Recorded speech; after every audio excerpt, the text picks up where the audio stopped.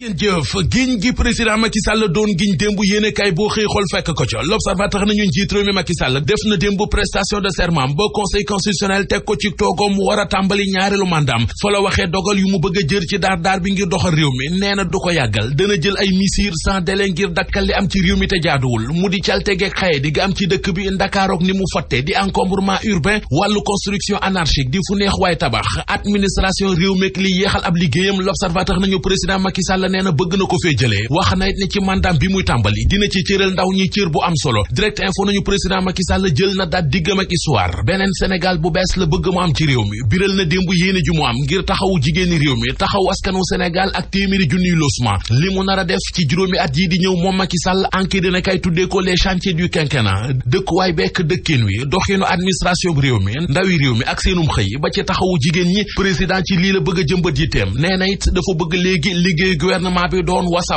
maanaam teg-tegi lépp di gaaw dara bañ a yeexati Les Échos nañu Macky Sall maslaatul wane na xar kanamam dëgg nee na bëggatut a gis mbalit ci dëkk bi suufu Sénégal gi ñu caxat-caxate ak di ko saax-saaxee fu neex waaye dagg dëkk day dakk loolee lépp nag buy am day fekk ñu ànd ak administration bu xereñ Sud Quotidien nañu Macky Sall jël na fonction Rewmi Quotidien ne ko ba rëdd yoon yu mu war a jaar ngir doxal mandat juróomi at bi muy sóobu la Sénégal ni ñu jiit réew mi Macky Sall démb ba muy def prestation de serment ca Diamniadio nee na dana taxaw temm ci xeex construction anarchique yi am ci réew mi ak it spéculation foncière yi yéenekaay bii di L'As nañu Macky Sall tàmbali na ab quinquennat Le Quotidien nañu ndajem prestation de serment la ñu woote woon démb ca Diamniadio waaye ku dégg kàddu ya fa magistrat Pape Oumar Sakho ak président Macky Sall yëkkati mbir ma ndajem xutba la gënoon na niru La Tribune nañu Macky Sall wax na démb li mu def ci réew mi def na ay dige bu nuppit nangu ne am na foo xam ne dañu fa lajji journal Source A ni ñu ci li ko ñëpp doon xaar Macky Sall yéeyu ca yàbbi démb waxul benn yoon ndax mandaam bi muy door mooy mandaam bu mujj am ndax mooy premier quinquennat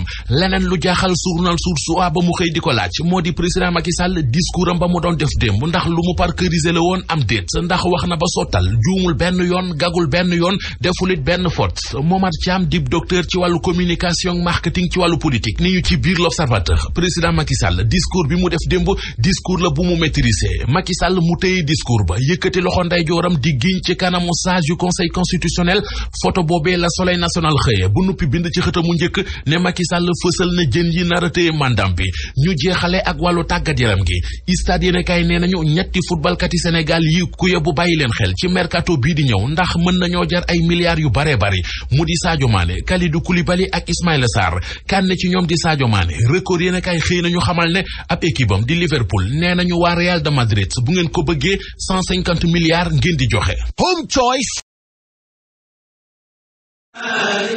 Diamniadio ga ñu dëgmaloon démb ngir waatu ko njiitu réew mi fa la yéenekaay yi xëyaatu tey may xel lañ fa waxtaanee ak it nag la mu jaayanteek askanu Sénégal moom président Macky Sall gën na ci fees suñu sukkandikoo ci yéenekaay gi du l'enquête du nëpp askan wi dana ci amal ak joyanti ànd ak it nag administration bu Sénégal na muy doxee ci yaama neex ak yéexaay doon la nga xamante ne saafara des di ko ci andi leneen lu mu andi wàllu ko saafara gu sax dàkk moo di wàllu ko xëy mi ak jagle lay doon ci ndaw ñi ñeel tamit ñi nga xamante ne ñoom ñoo di soxna yi enquête yéenekaay ne président Macky Sall ke jaayante nag aw askanam sax ba ci wàllu ko dëkkuwaay yi mu xam ne kon gën gaa gàtt téeméeri junni ci ay dëkkuwaay dana doon lu muy beggandel ci ñi nga xamante ne seen loxo jotu seen ginnaaw ci dirup juróomi at yile te nag jël na ci ay matuwaay ànd ak dogu gu mat sëkk Le Soleil yéenekaay tamit ci Diamniadio la daal di desandek ñun ak investisseur président Macky Sall gi mu xam ne démb nag ba muy waat ma ngi ko mandargale ci nataal mu yëkkati loxo ne mi ngi waat ci kanamu borom bi ak it nag askanu Sénégal ne lépp lu mu jaayante moom dana ko daal di matale yéenekaay gi seetlu ne ay yoon yu bari la président Macky Sall jël nag ngir rek ñaareelu mandam bi li lëm ca sumb mu dal di koy matale ndax dana yomb am déet ñàkkul ne laaj bu ne mel Vox Populi moom lay tontu ak Macky 2 ñaareelu gouvernement moom door na ko bis ni ki tey war a fexe ba Sénégal tàqali ko ay jafe-jafe ànd ak it nag dëgmal wàllu ko yokkute gu mat sëkk mu doon nag la nga xamante ne fa mu ko fas yéene jaarale ci ñeenti ponk lay doon waaye loolu yépp la koy yembal ngir joxaat Sénégal géneen ko xar kanam gu bees jëm ci wàllu ko yokkute ak it nag dayo ba ñu ràññeeku ci àdduna wërngal këpp dana ca bokk la koy sottil aw waxtaan ci géopolitique bi mu bañ a am genn ko xaaj ak seen Les Échos yéenekaay moom dafa seetlu na ndaje ko démb ga kay kii di président Macky Sall nag xam na la ko askan wi wax ci falaatam tey nag ma ngi koy bàyyi xel tax mu naan mbalit mi jëlaañoo salte gu jéggi dayo gi ba ci wàllu ko luubulum suuf ak administration bu feebar wopp lool lii yépp kon doon na la nga xamante ne nag lu mu nangu la ci kanami ay ganam bàyyi ko ci àdduna wërngal këpp te dana ci fas yéene xar tànku tubayam ngir saafara gu ma sëkk toftalu ci ëllëg ci biir président Macky Sall doon waat ci kanamu juróom-ñaari juge yi seen njiit doon Pape Omar Sakho moom nag ay kàddoom yama battale na ki démb yéenekaay may nañ ko xel doore ko source a ma ngay àddu naan ndax lile mooy mandat bu mujj wala boog juróomi at yu njëkk yi di may xel juge ba ak ay kàddoom yamu jagleel way politique yi gis ne kon jot nañu dellu soit seen xel nag gën a am ak wegeel ci digganteek askan wi nga xamante ni ñoo leen di falaka folli yor kàddu gu mujj gi denk leen ay kàddoom nag moom Pape Omar Sakho ñàkkul na da caa xaabaabal critique yéenekaay loolee la daal di seetlu nekkoon démb moom njiitu conseil constitutionnel nag daal nay xalamal kii di première dame Marième Faye Sall waaye nag ba muy àddu jëmale ci kujjek politique yi daf leen soofantal dëggantaan doydal leen ci seeni yëngu-yëngu ak milem réew di Sénégal gi ñu cosaanoo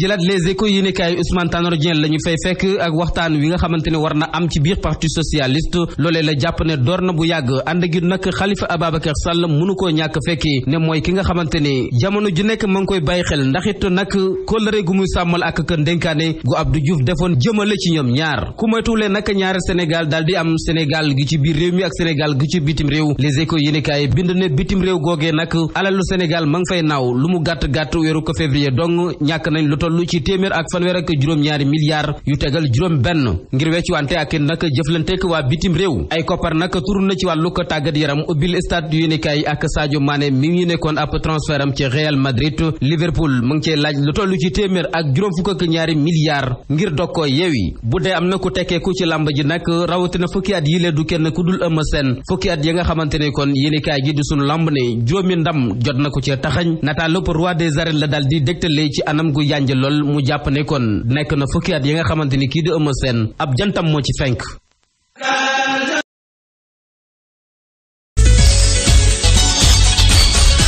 Ndeye Marième Ndiaye. Mesdames et messieurs, bonjour. La cérémonie d'investiture du chef de l'État Macky Sall pour un second mandat, c'est le titre phare qui figure à la une de la quasi-totalité des quotidiens. Sud Quotidien commence par nous dire que c'est parti. Macky Sall nouvellement élu au premier tour avec 58,26% lors de l'élection présidentielle a officiellement entamé son second et dernier mandat de 5 ans à la présidence de la République. Et nos confrères nous racontent le déroulé de cette cérémonie. Une cérémonie de prestation de serment qui a réuni plusieurs personnes, dont au moins 18 chefs d'État africains, une cinquantaine de délégations et la plupart des officiels sénégalais. Et en prenant la parole aussitôt après avoir reçu du chancelier le général de corps d'armée Meï Sagnan, l'écharpe et le collier de grand maître dans l'ordre national du Lion, le président Macky Sall, qui avait quelques minutes auparavant renouvelé son serment devant les 7 juges du Conseil constitutionnel pour un second et dernier mandat de 5 ans, a délivré un véritable discours qui en dit long sur ce qu'il entend faire de ce dernier mandat, nous disent nos confrères de Sud Quotidien. Et selon nos confrères, Macky a d'abord commencé par étaler le bilan de ses réalisations au cours de son premier mandat de 7 ans et ensuite il s'est engagé à poursuivre son œuvre pour la modernisation du Sénégal et l'amélioration des conditions de vie de tous les Sénégalais. Dans le quotidien LAS, nos confrères écrivent qu'hier, le chef de l'État Macky Sall a indiqué le tempo de son quinquennat. Dans la foulée, le leader de la coalition Benno Bokk Yakaar a indiqué que les acquis durant son premier mandat sont indéniables et il promet de les renforcer par la deuxième phase du plan Sénégal émergent sur la période 2019-2024. Il s'engage à concentrer ses efforts sur l'emploi et l'employabilité des jeunes avec des réformes du système éducatif afin d'ouvrir davantage à tous les niveaux la possibilité à la formation professionnelle. Le chef de l'État, ajouteront nos confrères du journal Enquête, a aussi listé d'autres chantiers concernant son quinquennat. Outre le cadre de vie, l'administration, l'emploi des jeunes, mais aussi les conditions des femmes. Et justement, par rapport à l'environnement, nos confrères du journal Enquête nous indiquent que le chef de l'État, Macky Sall, a carrément fait savoir qu'il veut arriver à un Sénégal zéro déchet pour son second mandat. Et sur ce point, nos confrères du journal L'Observateur nous indiquent que le chef de l'État, Macky Sall, a déclaré qu'il va prendre sans délai des mesures vigoureuses contre l'insalubrité, aux occupations illégales de l'espace public et aux constructions anarchiques dans des zones inondables comme le Technopole. Et pour ce fait, le chef de l'État, Macky Sall, appelle à une mobilisation générale pour forger l'image d'un nouveau Sénégal. Et nos confrères d'ajouter que Macky Sall a la ferme intention d'inscrire toutes les actions de l'État en mode fast track. Donc, Macky Sall fixe les priorités de son quinquennat. C'est d'ailleurs le titre qui barre la une du journal Rewmi Quotidien. Pour nos confrères de Direct Info, le président Macky Sall prend date pour l'histoire. Et pour le biétiste de Direct Info, des réformes audacieuses et des actes hardis, tel est en substance le pari que se fixe le président Macky Sall avec en toile de fond un seul objectif, à savoir procurer le mieux-être à ses mandats. Il s'est aussi engagé à atteindre cet idéal en surfant sur les paradigmes de l'efficience et de l'efficacité. Comme pour dire, après sa prestation de serment, ensemble, réalisons au nouveau Sénégal, synonyme de prospérité. Cependant, nos confrères du journal 24 heures trouvent qu'hier, à la cérémonie d'investiture du président Macky Sall, il y a eu beaucoup de promesses. Nos confrères du journal La Tribune trouvent aussi qu'hier, Macky Sall a fait beaucoup de